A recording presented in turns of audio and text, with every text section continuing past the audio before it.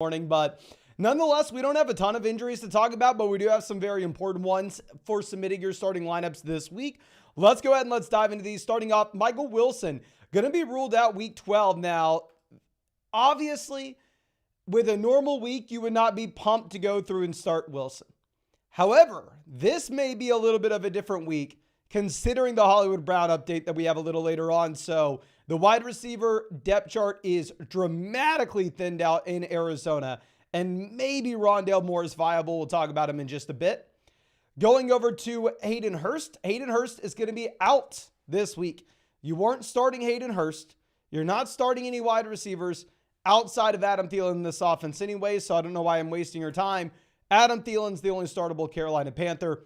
Now, T. Higgins is out week 12.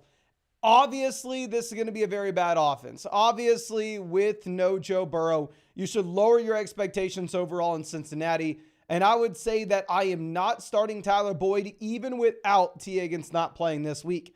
However, I mean, if you are looking at these underdog pick'ems over here, because you have no T. Higgins, even if you have no Joe Burrow, I'm going to be taking Jamar Chase for more than 64.5 receiving yards tomorrow. And honestly, I think he's a must-start guy regardless how bad the offense is. I'm viewing him as like a younger version of Devontae Adams at this point. Zay Flowers said he will be good to go in week 12. Also, Odell Beckham Jr. is a game-time decision. So if you look at the overall depth chart that you have in Baltimore, you have a shaky Odell. You have no Mark Andrews. So Zay Flowers at this point looks like someone that you probably need to start. I mean, especially if you look at the underdog pick'em of what they have with Zay Flowers. Keep in mind, it's a really good matchup against Los Angeles. But I mean, they currently have Zay Flowers sitting at 71.5 total yards. That is a higher mark than what we just looked at with Jamar Chase. They have Zay Flowers with a 1.25x multiplier to score a touchdown. Chase was at 1.5x. So they have Flowers also more likely to score a touchdown this week. While I personally probably go with the less than 71.5 receiving yards for Zay Flowers. At the same time, I will say, looking at how things are shaping up in Baltimore, you probably have to go through and start him. And also in Baltimore, if you're new to Underdog Fantasy for that Sunday night game, you can actually get a Lamar Jackson special pick of more than less than half a total yard on Underdog Fantasy with promo code FLOCK. That's going to be where you find all those pick'ems over there on the side. I already showed you two that I like. There'll be some others highlighted in the video. But yeah, if you want that Lamar Jackson special pick'em, 100% deposit match, plus our rest of season fantasy football rankings and tiers. You can find that link to Underdog Fantasy in the live chat description, comment section. Make sure you take advantage. But let's go ahead. Let's dive into our next guy. Cooper Kupp will be playing. Now, I understand Cooper Kupp has not been good over the past 4 weeks. He has let you down every single week in a big time way. But if you go through those 4 weeks ago, I have no excuse. But 3 weeks ago, Matthew Stafford got injured at the beginning of the game. You had horrendous quarterback play. 2 weeks ago, Matthew Stafford did not play at all. You had horrendous quarterback play. And last week, Cooper Kupp himself got injured. So while, yes, Kupp has been very bad for a month now, I am still starting Cooper Kupp. I am still willing to say the upside's there. The target volume is consistently there as well. And this offense should be good without the Matthew Stafford. And obviously, it's a high-scoring game. At least it should be, according to Vegas sportsbooks as well. Now, George Pickens, not listed on the injury report. And Pickens maybe is a little bit more viable when you have no Matt Canada. In some weekly underdog best ball drafts, just to shoot for a low-owned, high-upside player, I've actually taken some George Pickens. From a regular, shallow redraft perspective, you're probably not starting him. Now, Kyren Williams will be back this week. However, you have Sean McVay coming out saying we definitely want to be mindful of taking some snaps off of his workload.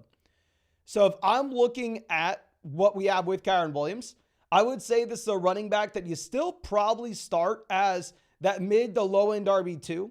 However, if you're looking at like Kyren versus Derrick Henry this week, I would just go ahead and play the running back in the good matchup. Even if Kyren has a good matchup overall, you can use this as a tiebreaker, and I'm going to be a little more hesitant to play him than I normally would. Also, I actually don't mind Kyren Williams, his fewer than 80 total yards on Underdog this week because they may take a little bit off his workload, but you can start him as the low-end RB2.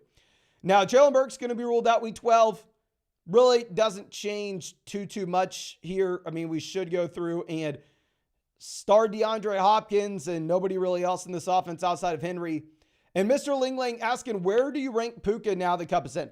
If you're looking at Puka, I would actually have him right alongside Kupp this week. I mean, going back to the projections that you have on Underdog Fantasy with these receivers, currently you have Kupp at 67.5 receiving yards. You have Puka at 60.5. I think that Puka still slides in as that high-end wide receiver too, based off a very good matchup. I'm still starting Puka with Kupp. Now, Noah Brown's going to be out week 12. Good game. I mean, should be a high-scoring contest between the Texans and the Jags. With no Noah Brown, you start Nico Collins, you start Tank Dell, and at the same time, you fire up Dalton Schultz.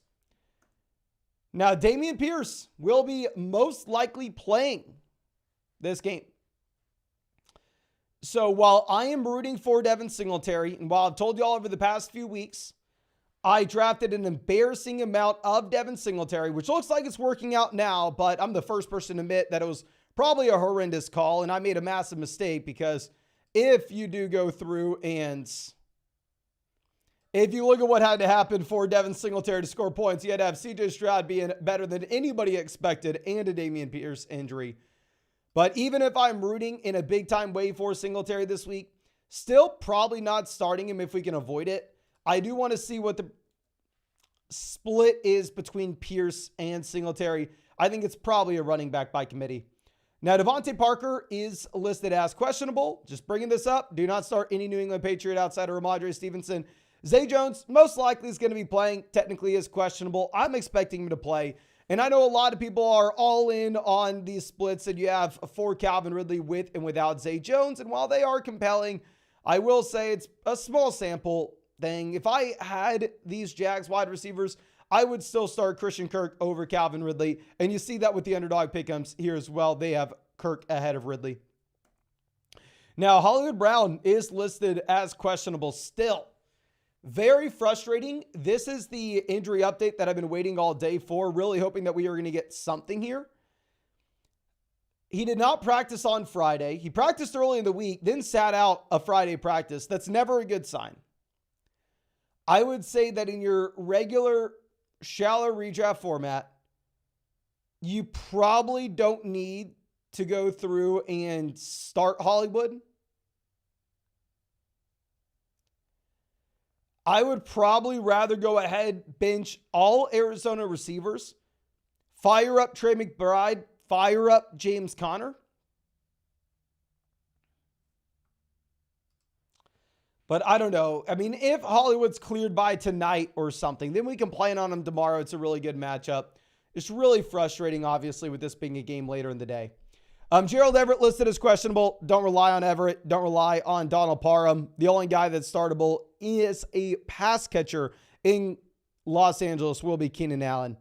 And then Justin Jefferson is a wide receiver that I'm just kind of operating under the assumption that we're not going to have. Justin Jefferson on his status for week 12. I'm not sure. We'll see. We're going to weigh the options correctly. Assured that if I'm feeling well prepared at the game, blah, blah, blah. If I feel good, I'll play. The thing is, if you are looking at Justin Jefferson, this isn't a Super Bowl team. Justin Jefferson doesn't have a long-term contract. This is a stud young wide receiver that's, I'm sure, looking to be the highest paid wide receiver in the NFL. He has a bye week next week. I would imagine that really if you've sat out this long, there's not a real good reason for you to get rushed back in until at least after the bye. So I'm planning on Justin Jefferson not playing this week. And then Rachaad White gets downgraded today, where you have no idea if Rachaad White's going to play or not now. I would say if Rachaad White plays, I mean, to get downgraded on Saturday, historically speaking, not a good thing. Historically speaking, you have to lower your expectations even if he were to play. So yeah, I'm not super pumped to go out there and start someone like Rachaad White at this point. And then Kadarius Toney will be out. Mecole Hardman is going on the IR. You weren't considering starting either of these receivers, but maybe with both of these wide receivers leaving this offense, this can be the time for a Rashee Rice breakout. Maybe instead of getting the ball to 15 players this week, they only get the ball to 13, and it's a little more concentrated in KC. So maybe use this as a small reason to go with a tiebreaker in the direction of Rashee Rice. Now, Deonta Foreman is most likely not going to play here. Actually, a pretty close spread for the Chicago game, closer than what you're going to find with most weeks. So if you wanted to play Khalil Herbert, this would be your time to do so. Operating under the assumption you have no Deonta Foreman, now would be your time to play Khalil Herbert. And then I think that should be about it for all the injury updates. Really hope that we were able to help you out some here. We have a question, Cheap Perp. We're going to be going with Lawrence over Dobbs, Lee Baker on the waiver wire. But I really hope that we're able to help y'all out. If you have not done so already, please hit that like button. Subscribe to the channel if you play fantasy football. I'll be live streaming probably in about 3-ish hours to go through and answer all your questions. And if you wanted to check out any of those pick'ems over on Underdog Fantasy for tomorrow's games, you can find that link in the live chat, in the description, in the comment section. Promo code FLOCK, 100% deposit match, plus our rest of season fantasy football rankings and tiers, and a Lamar Jackson special pick'em, more than less than half a total yard on Underdog with promo code FLOCK. But thank you again, ladies and gentlemen. I really do appreciate you. Really hope you have a great rest of your day. And hope I get to see you in the live stream later tonight in Frosty. We will start Calvin Ridley there.